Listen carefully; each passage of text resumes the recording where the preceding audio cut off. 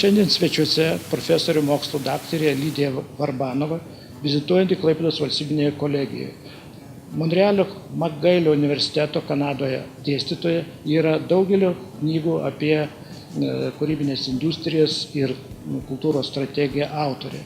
Įdomu svečią pakalbinti apie jos tarptautinę patirtį tokioje aktualioje mums visiems kultūros, meno vadybos srityje. Labą dieną, malonu Jūs matyti Lietuvoje. Tad norėčiau pradėti nuo tokio klausimo. Kaip Jūs vertinat Lietuvos švietimo ministerijos suteiktą galimybę užsienio profesoriui užsienio profesorius kviesti dėstyti Lietuvos aukštosiose mokyklose? I think it's a great opportunity and thanks very much for inviting me here. It's a great opportunity because otherwise I wouldn't even be able to come to Klaipėda to see all the cultural heritage, the wonderful students, the hospitality of the department and my colleagues.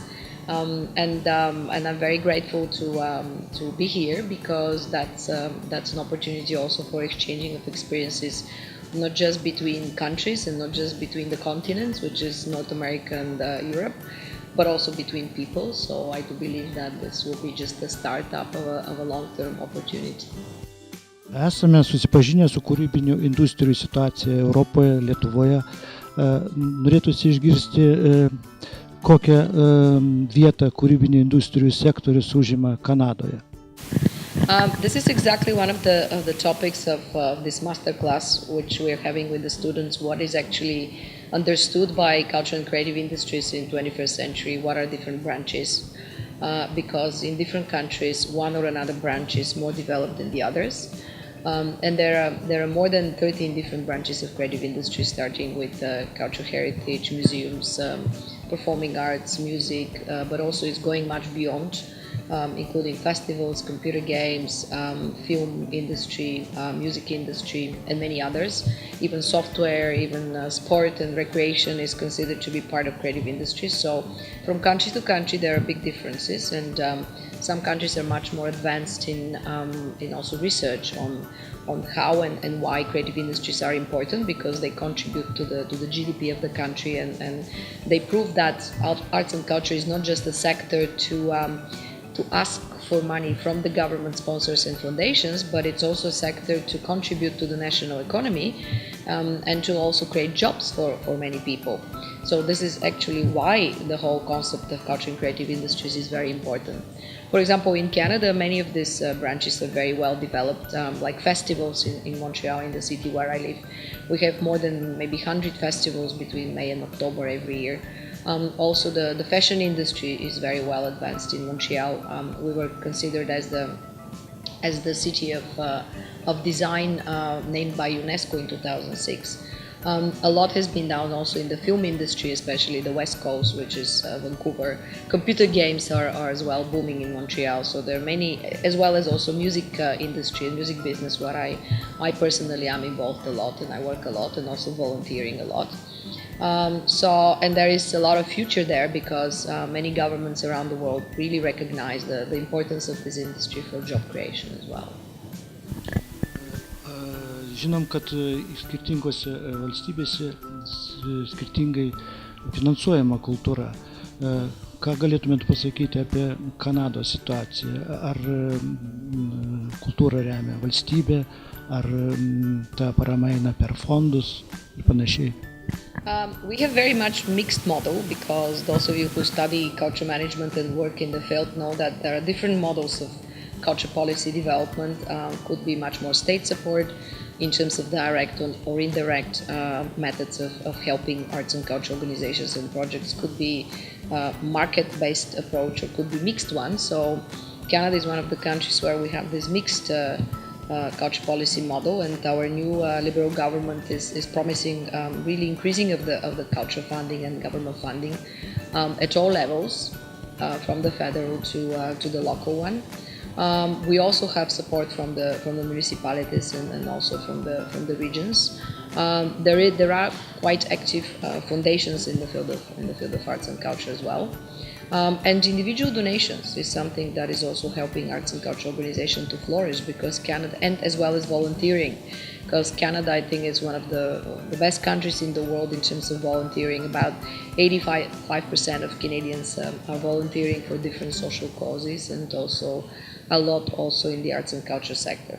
And part of the revenues for arts and culture organizations, they come also from selling tickets, offering different additional and peripheral services. So there are also a lot of commercial events. The best example, which everybody knows around the world, is Cirque du Soleil, which is an institution never received government support after the 1991, and they're entirely based on selling tickets and also merchandising products. So we have this and that. We have organizations that are primarily subsidized by the government, and also in all these four levels, and also very much commercial arts and cultural organizations and projects. Nu, mes žinom, kad kūrybinės industrijų vienas iš aspektų yra verslumas, tai yra siekimas kultūrą ir meną komercializuoti. Kaip jūsų nuomonė, ar tai nepakenkia meniniam, sakykime, lygiui tų kultūros, sakykime, produktų, ar tie produktai netampa, praranda tą kokybę?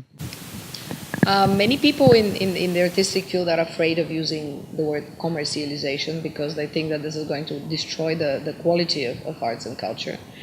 I myself work in the field for over 20 years as an economist and also a music person, and I see that there are a lot of examples worldwide where there could be a very good piece of art and also a production which is based on commercialization, and then a very bad piece of art that is subsidized.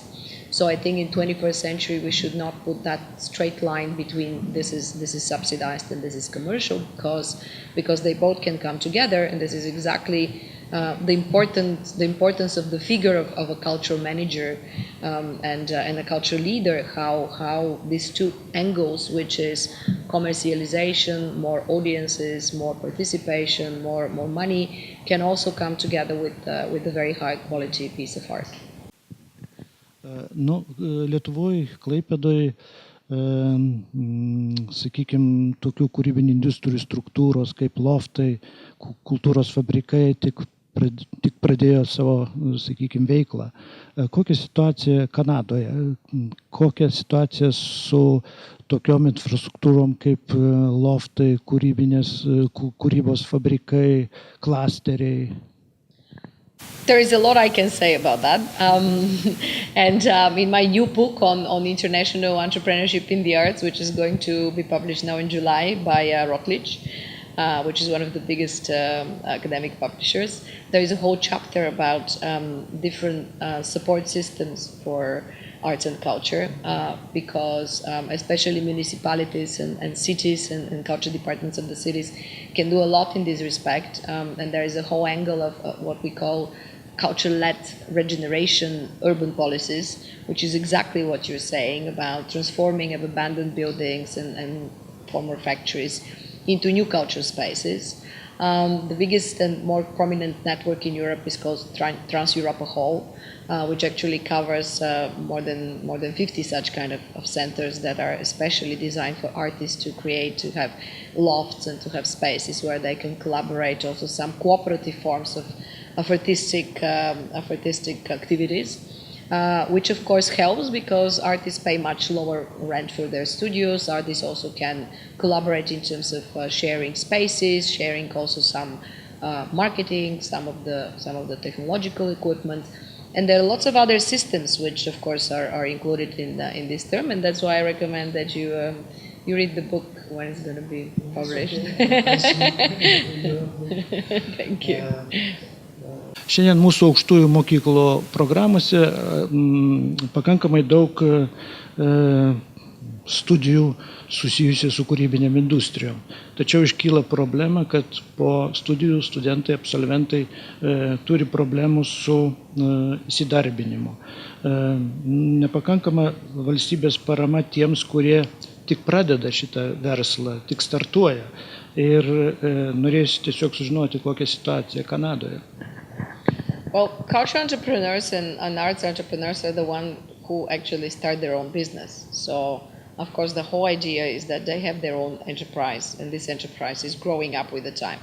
But when they start, they always need seed money, and the seed money could be coming from their own relatives and friends, could come from banks in terms of loan. They could come also from an angel investor or from venture capital. And in some cases, if these are young people, the government also is the one who has to support. Like in Canada, we have a lot of support for young entrepreneurs that start their business that are below the age of 35, because the government is aware that this is the new economic development of the country is based on such kind of startup companies. So, for example, in Montreal, we have a very well working organization that is called Yes Montréal, which is about giving coaching and courses and also monitoring, mentoring for young entrepreneurs, especially in the field of arts and culture. So how to do a business model, how to start up their venture, how to do much more global marketing, and many other areas. How to make a kind of a good entrepreneurship, and then this is how also it helps them. So the help comes on one hand from the government, on the other hand from different not-for-profit organizations that are also supporting in terms of training and consulting and also coaching young entrepreneurs.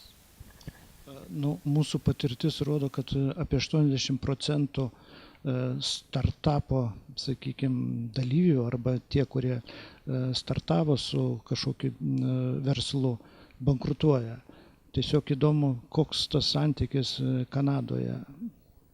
Well, all around the world, the statistic shows that startup companies, many of them do not make it. They cannot survive more than 6 months. And it's a huge percentage. It's not only here, it's not only in Europe, but any country. And this happens for a variety of reasons.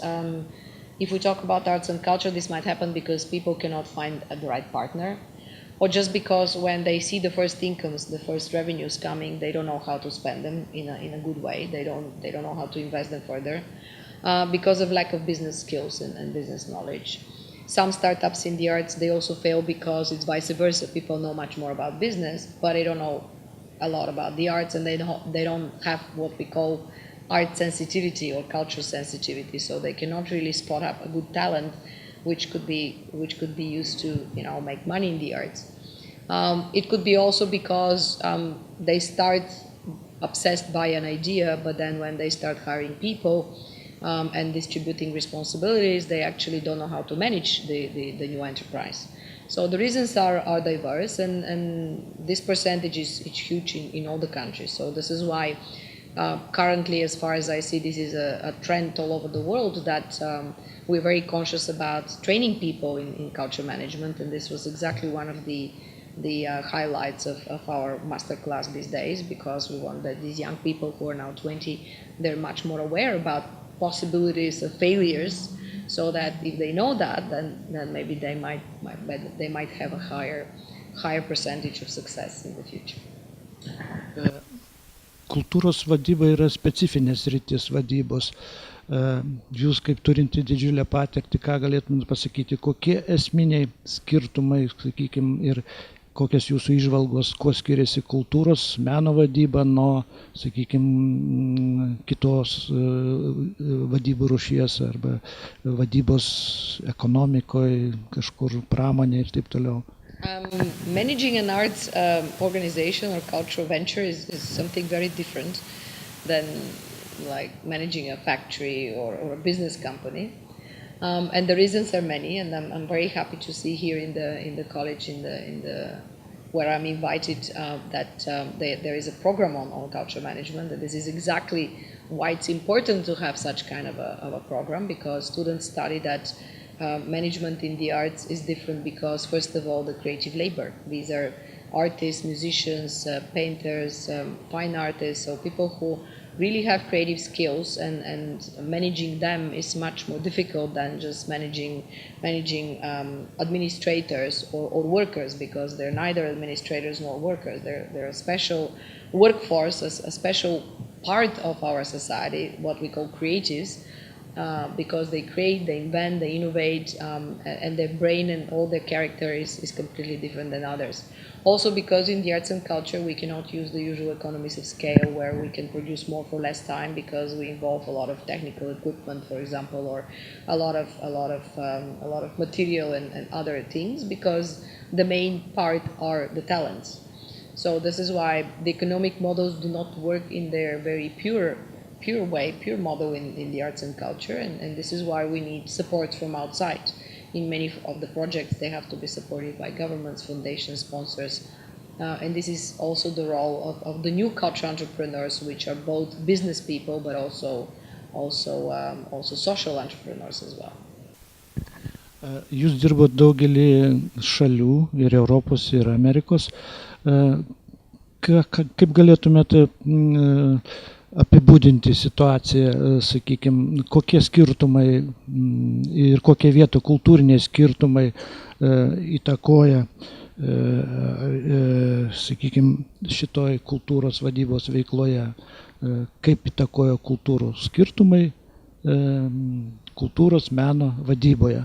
It's a very broad question. I think it's another course we have to make about the differences. But I wouldn't generalize North America and Europe because Europe is very diverse. We have so many countries, not only European Union but also others, the neighboring countries, Ukraine, Belarus, Moldova, the Balkan countries.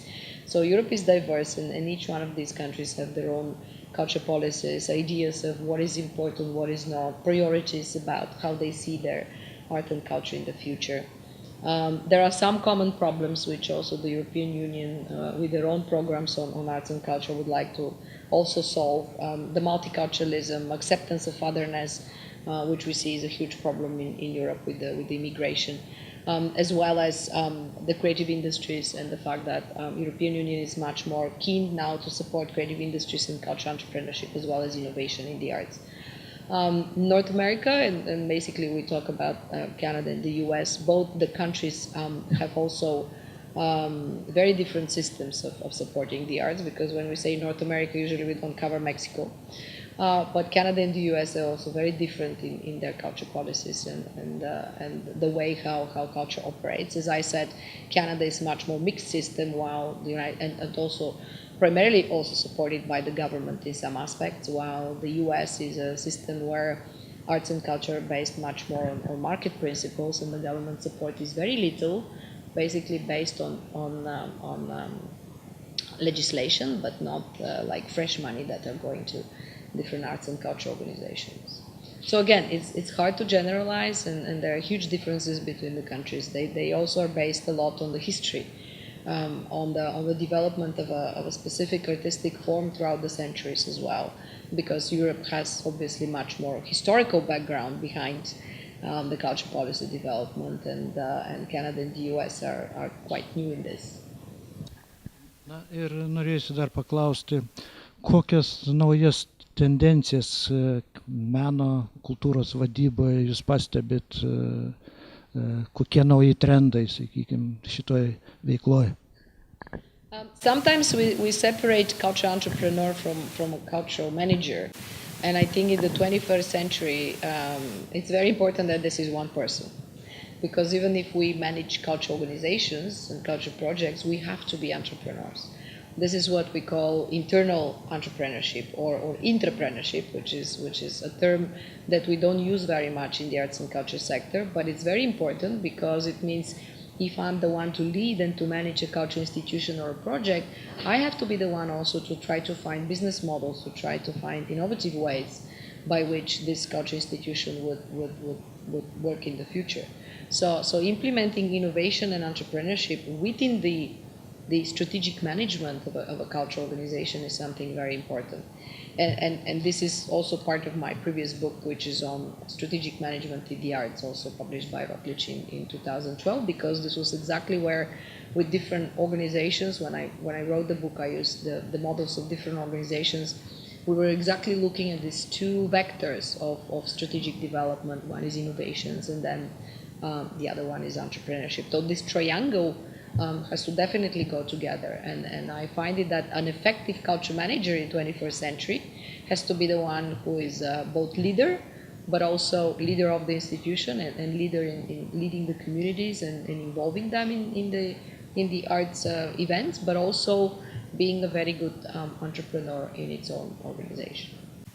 Na ir paskutinis turbūt klausimas, koks jūsų įspūdis apie mūsų studentus? What is your impression about our students? Oh, they're great. They're great. We're having fun in class. We have interactive exercises. So it's not only lecturing. It's also they're doing practical projects. We're looking at different cases from all over the world, from Nairobi, from India, from Canada, from the Balkans. So my impression is that they're very promising young people, keen to learn, with interesting, innovative ideas. So I do believe that this is the future of Lithuania, and it's in good hands. And I'm very grateful to have this opportunity to work with them for only 4 days, but I believe this will also give them a lot of practical experience and also theoretical models from different parts of the world, which is exactly what I'm trying to help them to understand.